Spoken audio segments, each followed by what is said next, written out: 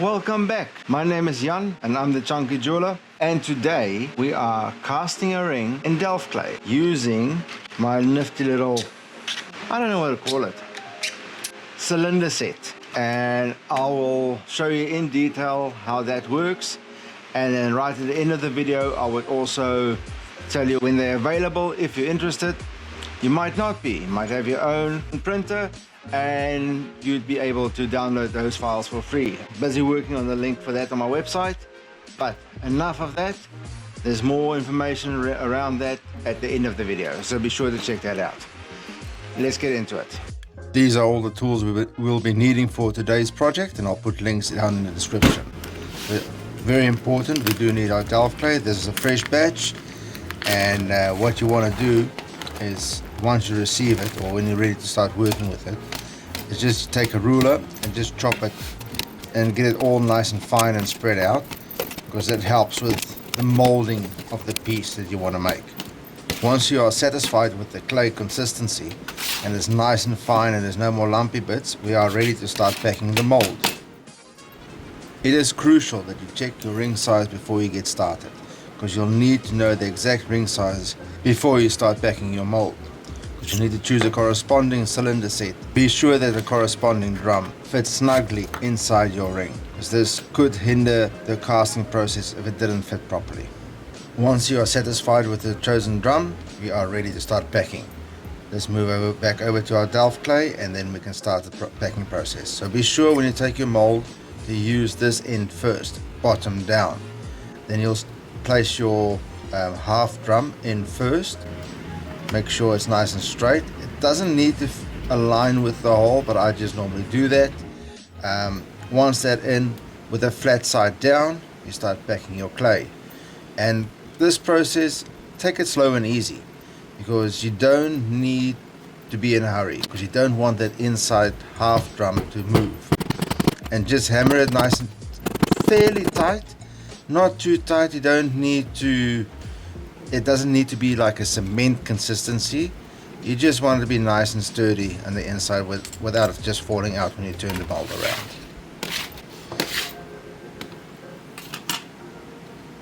Things to check for or to look out for when you inspect your mold: be sure there's no visible holes and that your clay consistency is nice and smooth.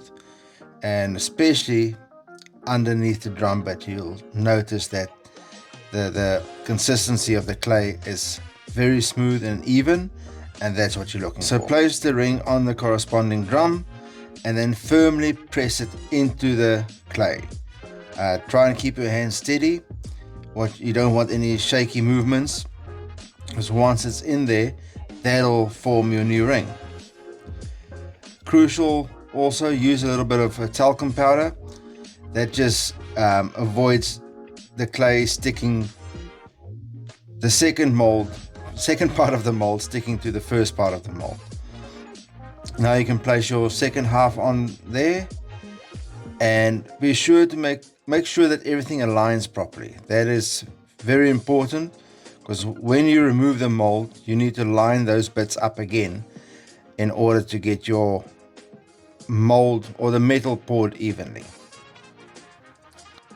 Then you just go ahead and pack your second half, hammer it nice and tight again, same as before, and I always scrape the excess off. It just gives you a nice smooth surface when you're placing it at your casting table. Now we can separate the molds again and see how it turned out. Beautifully. You can notice that the insides of that mold is pretty clean, and that's what you want, because that is what will eventually form the new ring. Now you need obviously an area where you can pour the metal into, and I generally use the biggest or widest section of the ring or pendant or whatever the piece in question is. In this case obviously a ring, and I just use a tiny little 3-corner file, it could be a round file, just to start the process off. Let's call it a pilot hole, because we'll still open the hole up a bit more using the back of a paintbrush. Well, a little tiny paintbrush, but still a paintbrush nonetheless. You'll notice there's a bit of excess clay there, but we'll get rid of that just before we close up the mold. See there, I use the paintbrush just to open up the hole a bit, and it also gives it a nice tapered effect, which you'd want. You want the widest, the hole closest to or meets up with the piece to be quite wide, and just for the flow of the metal. And I just wiggle it around a bit just to open the hole a bit more. And once again, you'll notice there's excess clay on the inside. I compact that because you'd rather want the clay to stick up out of the ring instead of coming down into the ring, because anything that's sticking into the ring would leave a indentation in the ring. So be sure that everything, rather have it going up out, if that makes sense, instead of in, because anything that sticks up,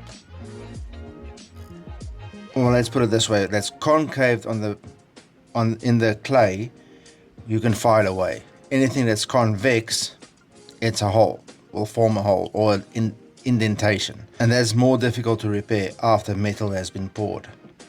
So be sure that you take your time and inspect the clay and get rid of any marks that you think may cause a hole in the mold after it's been casted. Once you're happy with the inside, it's time to scoop out the outside, and I've got this nifty little dish, triangular dish that I use for stones. I actually bought that off Temu if you're interested. I just found that it's got a nice little V shape, and it helps with creating a nice cone shape. You could also use a knife. You don't have to use a little tray thing, and just scoop it out, because you want a nice funnel effect. So when you pour the metal, it flows down the center of the ring, or the mold for that matter, and because you want the quick access. So when you actually do that little funnel shape, try to get it as close as possible to the piece in question, just so you have the shortest distance from the hole to the actual mold. That'll give you the best chance for a successful pour, and you don't want the metal to solidify before it actually has fully formed.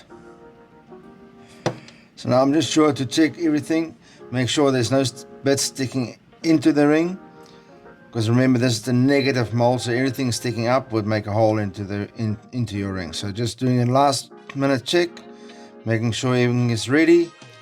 So the next step is to just scribe some, I want to call it vents, because obviously when you pour the metal in, there would be air in the cavity, and you want that air to have a space to go to, if that makes sense.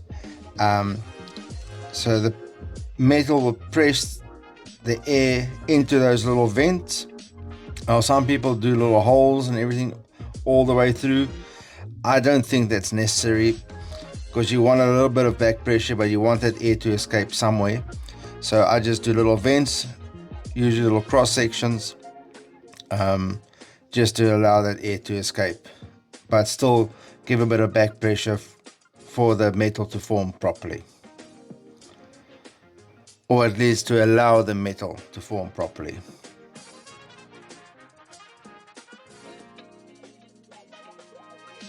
Once again, don't be in a hurry, take your time.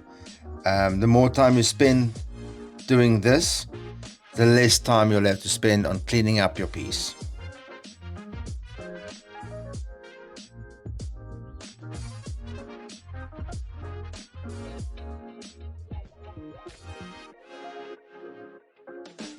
Next, I'll just use the back end of the paintbrush to make those vents slightly wider, just to allow more air in. And you'll notice I also kind of go into the side of the ring to make sure that the vents are large enough for the air to escape into.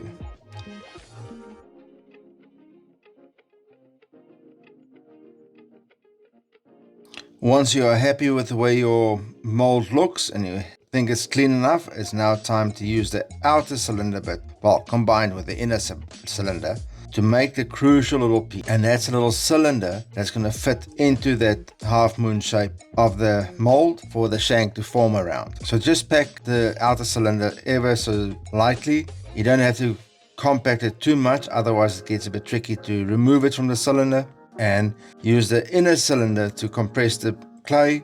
And once you're happy with that, you'll just push and out pops the clay cylinder, or dowel for that matter, for lack of a better term. It doesn't need to be the full length of the mold, as long as it covers the surface area of your ring, because obviously you're going to pour the metal around that. You place it in there, just tap it or dab it down lightly, because you want to fit it nice and snug. So make sure that on the outer edges there's no cavities, and the only cavity you do have is where your ring mold sits. Now this is where initially, when I told you to get those holes lined up perfectly, this is where the crucial bit comes in. You got to line it, realign it 100%, and make sure that tiny little dot on the side is perfectly round and aligned, because that means your mold on the inside is nice and straight. So next up, we're just about ready to cast, so let's move on to the casting desk. So I have my silver ready to go, and I've calculated how much silver I would need. If you like to know how much silver is needed or how much metal is needed for a particular casting project, I will eventually put a link in the description explaining how that process works, so you always be sure to have enough metal to do your casting pour. Now, to be fair, my first cast didn't fully form, and I think it's got something to do with the fresh casting clay. So let's get ready for attempt number 2. So I didn't record the whole packing process again. That's just the pouring process. We'll just take it off when we left off. Now, to be completely honest, and I won't ruin the reveal, but drum roll please, this one didn't fully form either. And I think it's, like I said, I think it's got something to do with the fresh casting clay, because I've been casting for the past few weeks with my old clay. It was just about to run out, and I had perfect casts every time. And you'll notice here that there's a little gap in the ring, and I just thought, you know what, the whole ring actually looks wonderful, perfectly. There's no pit marks or anything, and I'll probably just end up closing that gap or fitting a new shank. It's still quicker and easier than making a complete new ring, so I'll just cut that little bit out and get it sorted, make sure it's on size. The rest of it is looking pretty good. I mean, I'd rather just cut it there and put a new little quarter shank in, or perhaps even cut it there and there and just put a new half shank on there.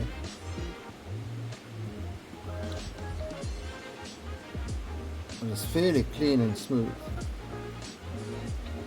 and see why I rather prefer to have the sand bulging out instead of going in, because now we can just cut that sprue off and just file that recess bit away. It doesn't dip in. If anything, it pushes out ever so slightly, and that's what we want. We don't mind that little ridge there, because we'll file that away. And potentially you can even, after you've cut the sprue off, then you hammer on the top just to close any porous holes before you start filing. But yeah, overall I'm fairly happy with the way it turned out. I will be doing another video showing the cleanup process of the ring. So for this particular video, I wanted to showcase those little drum set casting sets, show you exactly how they work and what they are all about. So that's going to bring us to the end of the video, folks. If you'd like to see me clean up this ring, and see what the end result would be. Be sure to like, subscribe, and join our community on this channel. I should have this cleaned up by next week, so be sure to tune in back then. And then remember, I told you right in the beginning of the video, I will give you some more information around these. Well, I don't have an answer yet, to be quite frank. I'm hoping to get it all sorted, but if you are interested, please drop me a message, send me your email address, and I'll be in touch with you. I'm just trying to calculate the cost. It's quite tricky, and we still don't have our website up and running. That'll be very, very soon. Hopefully in the next couple of weeks we'll have all that sorted. And yeah, I think that's it for today.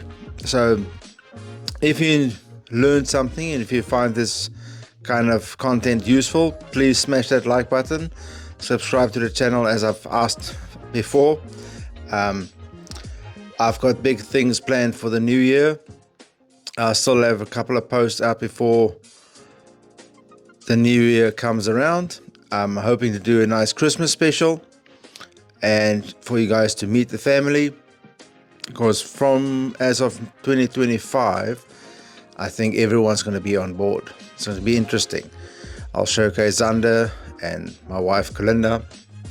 Even the youngest one is kind of keen to be involved. So yeah, be sure to join. It's going to be a good one next year. I can feel it in my bones, and looking forward for you to see me next time. Thanks for watching. Keep creating. Chunky Jola out.